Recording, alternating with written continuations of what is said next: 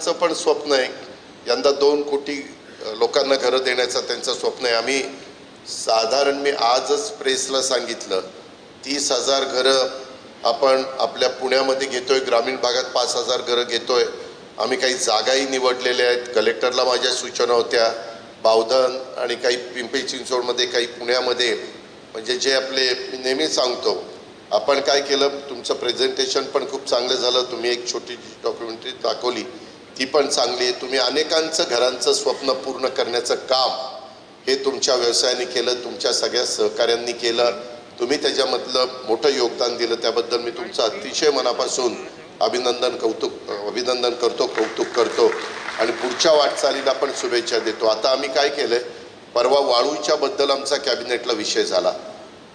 वाळूच्या बद्दल जी नदीची वाळू आहे त्याला आम्ही 600 रुपये ब्रास रेट लावतोय त्या टॅक्सचा, आणि स्टोन क्रश जी आहे ती सँडला आम्ही 200 रुपये लावतोय. आम्ही आता एक गोष्ट ठरवलेली आहे, मॅक्झिमम स्टोन क्रशरला परवानगी त्या ठिकाणी द्यायची आणि अशा ठिकाणी द्यायची की ज्याच्यातनं प्रदूषण त्या ठिकाणी होणार नाही. पण ज्या प्रकारे वाळूचा उपसा होतो ते बघता आपल्याला त्या रस्त्याने जावं लागेल. आता तिकडच्या बाजूला काही बॉर्डरवर पलीकडनं गुजरातमधनं वाळू येते, काही मध्य प्रदेशमधनं वाळू येते, ही गोष्ट नाकारता येत नाही. आम्ही हाही विचार करतोय. बऱ्याचदा बरेच जण आम्हाला सांगतायत की उजनी धरणामध्ये प्रचंड वाळू आहे, त्याच्यात 2 मतप्रवाह आहेत. आता ती वाळू तशी बघितली तर तिथं तशीच आहे, तर ते जरा बघून ती वाळूचा लिलाव करून ती त्या ठिकाणी उपलब्ध करता येतील का, अशाही प्रकारचं आमचा पुन्हा परवा मी देवेंद्रजी, गिरीश महाजन, चुकून बापट साहेबांचं नाव घेतलं, परंतु गिरीश महाजनजी, राधाकृष्ण विखेजी अशी आमची थोडीशी चर्चा झाली. मागं देवेंद्रजींची टर्म संपत असताना तो विषय आलेला होता, परंतु नंतर तो मागं राहिला. त्यावेळेस मला वाटतं चहल जलसंपदा खात्याची प्रधान सचिव का ACS होते, असं काहीतरी होतं, आणि त्यावेळेस ते झालं नाही. महिलांना संधी मिळाल्यानंतर महिला कधीकधी इतकं उत्कृष्ट काम करून दाखवतात की पुरुषाच्या पेक्षा चांगलं काम काही क्षेत्रामध्ये महिलांनी केलेली गोष्ट तुम्ही नाकारू शकत नाही. आज रोजगार निर्मितीसाठी ट्रेनिंग देणारे, रोजगार नोकरी क्रीडा उपलब्ध करून देणारे, असं पण नवनिर्वाचित अध्यक्षांनी सांगितलं. क्रीडा ही महाराष्ट्राची नवीन कार्यकारिणी जाहीर झाल्यानंतर ही पहिलीच जनरल बॉडी मीटिंग ही पुण्यामध्ये होत आहे. पुणे मेट्रोनं ती आयोजित केलेली आहे. क्रीडा ही महाराष्ट्रामध्ये जवळपास 60पेक्षा जास्त शहरांमध्ये काम करते.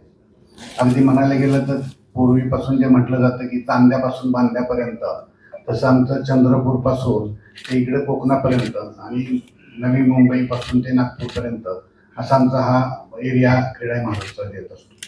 क्रीडा महाराष्ट्रामध्ये छोट्या छोट्या शहरांचे पण प्रश्न थोडेसे वेगळे असतात. मेट्रो सिटीज म्हटलं तर पुणे, नवी मुंबई, त्याच्यामध्ये छत्रपती संभाजीनगर, पण काही प्रमाणात नाशिक, कोल्हापूर येतात. परंतु त्याचबरोबर फार छोटी छोटी शहरं पण त्याच्यामध्ये येत असतात. आणि या शहरांमध्ये काम करत असताना ह्या सर्वच क्रीडाईच्या रिअल इस्टेटमध्ये काम करणाऱ्या लोकांचे प्रश्न थोडेसे वेगळे असतात. म्हणजे जे पुण्यामध्ये प्रश्न आहेत ते कदाचित त्या छोट्या गावांमधले प्रश्न थोडे वेगळे असतात. तर या छोट्या गावांनाही सोबत घेऊन आम्हाला हे सगळे प्रश्न सोडवायचे आहेत आणि ह्या सोडवण्यासाठीच आम्ही हे सर्वसाधारण सभेच्या माध्यमातून आम्ही तो प्रयत्न करत असतो. दुसरा एक मोठा प्रश्न असतो की आमचे लेबर किंवा आमचे एम्प्लॉईज हे तेवढे ट्रेन नसतात. त्यामुळे आम्हाला काम करत असताना खूप मोठी अडचण असते आणि हे यांना ट्रेन केल्यानंतर आम्हाला खात्री आहे की आमच्या बांधकामामध्ये सुधारणा करता येऊ शकते. त्या अनुषंगाने आम्ही ट्रेनिंग प्रोग्राम या 2 वर्षामध्ये चांगल्या पद्धतीनं राबवणार आहोत. दुसरी एक समस्या आहे की सर्वच व्यावसायिकांना, फक्त बांधकामच म्हणणार नाही तर बाकीच्याही व्यावसायिकांना चांगली लोक मिळत नाही आहेत. आणि एक बाजू अशी दर्शवते की फार मोठी बेरोजगारी आपल्या राज्यामध्ये आणि देशामध्ये पण आहे. तर ही जी तफावत दिसते हा खरं तर स्किलिंगचा बेसिकली मोठा मुद्दा आहे. म्हणून याच्यावरती आमचं जास्त काम करून ग्रामीण भागातल्या लोकांना जास्तीत जास्त रोजगारासाठी ट्रेनिंग देऊन त्यांना याच्यामध्ये कुठेतरी हाताला काम मिळावं ही भूमिका असल्यामुळं आमचा क्रीडा महाराष्ट्राचा सर्वात मोठा अजेंडा ह्या 2 वर्षातला असा आहे की लेबर ट्रेनिंग प्रोग्राम करणं आणि त्यांना क्रीडा महाराष्ट्राच्या माध्यमातून जे चांगले बिल्डर्स आहेत त्यांच्याकडं त्यांना नोकरी स्वरूपात काम मिळवून देणं ह्याच्यासाठी आम्ही जास्तीत जास्त काम करणार. तसं पाहिलं तर छोट्या शहरांमध्ये आणि मोठ्या शहरांमध्ये पण विविध विषयांनी नवीन आलेला कायदा असेल, रेरा असेल, रिटेक्नरचे विषय असतील, एन्व्हायरमेंटच्या रिलेटेडचे विषय असतील, ह्याही विषयांच्या काही अडचणी आहेत आणि हे येत राहणार आहेत. वेळोवेळी जरी 4 अडचणी सोडवल्या तरी पुढे आणखी 4 अडचणी उभ्या राहणारच आहेत. त्याही सोडवण्याचा आमचा या माध्यमातून प्रयत्न राहणार आहे. आणि आमचा उद्देशच एवढा आहे की ग्राहकांना घर मिळत असताना ते वेळेत आणि चांगल्या दर्जाचं मिळावं आणि अफोर्डेबल किमतीमध्ये मिळावं. यासाठी नवीन तंत्रज्ञान असेल किंवा आणखी बाकीच्या ज्या गोष्टी ट्रेनिंगच्या माध्यमातून करता येतील त्या सगळ्या आम्ही करू. आम्ही ग्राहकांना उच्च दर्जाचं घर उपलब्ध करून देण्याचा आमचा प्रयास असेल. या पुढच्या 2 वर्षासाठी आम्ही क्रीडाई नॅशनलचं मी उपाध्यक्षपद मला मिळण्याचा घोषवणार आहे. आणि 2 दिवसापूर्वी आमचे जे नवनिर्वाचित अध्यक्ष आहेत शिखर पटेल हे गुजरातचे अहमदाबादचे आहेत आणि अहमदाबादमध्ये एक मोठा कार्यक्रम झाला ज्यात त्यांची सगळी म्हणजे CM पासून सगळेच उपस्थित होते आणि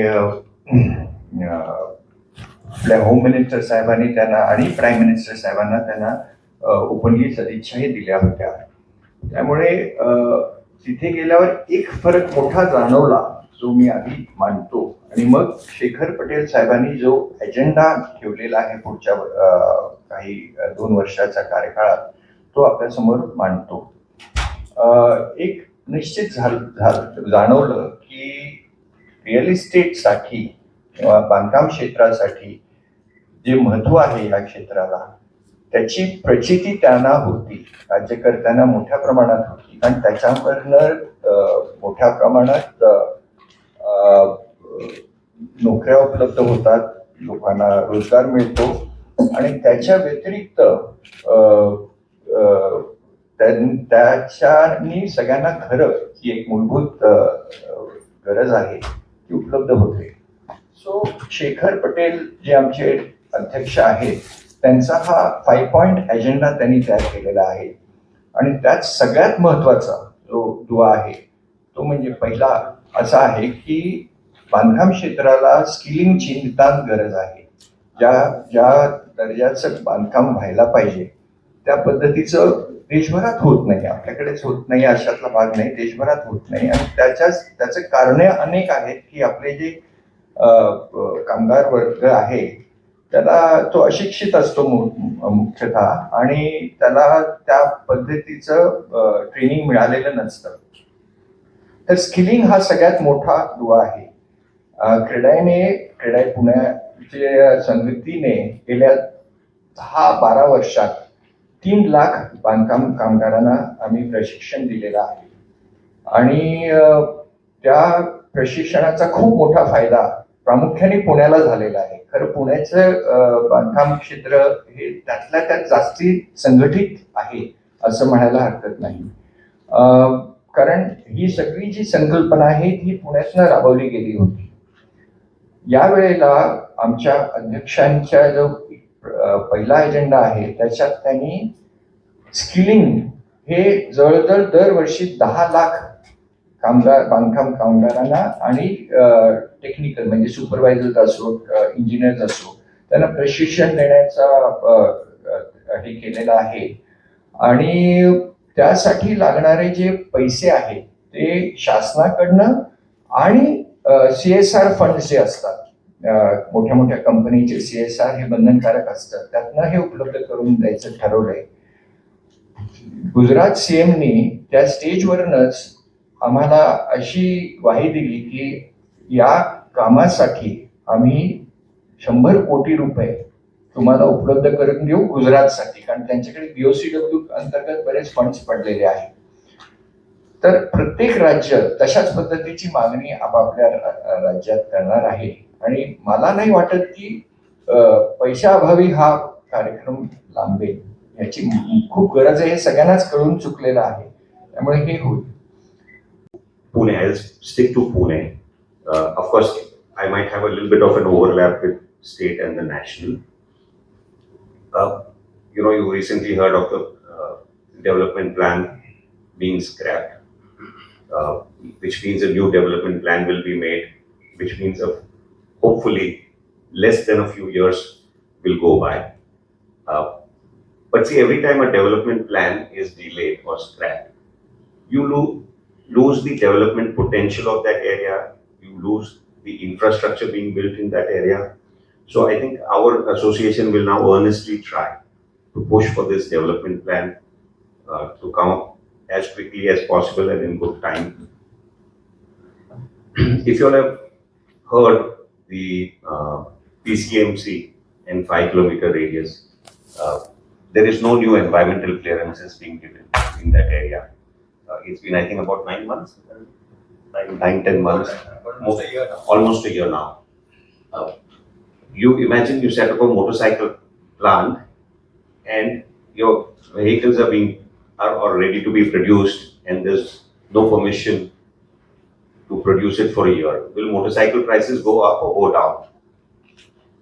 So, we believe that this needs to be sorted out. We are trying at all levels to deal with this. I think one of the major challenges will be water.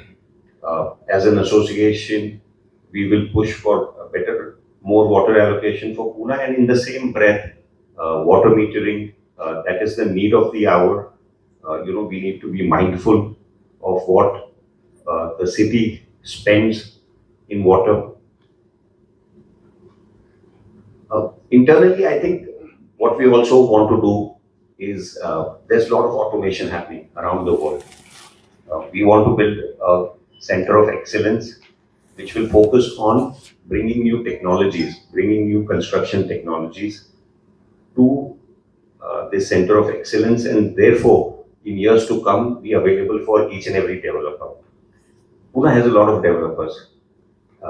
I think everybody I meet invariably has a card which also says developer. So our idea is that to disseminate this information further down, we need to build a center of excellence where technologies are being showcased. Of course, the association is going to try and do this in the coming years, and therefore that technology construction is cheaper in a way because cost of human labor goes up and the time taken can be reduced.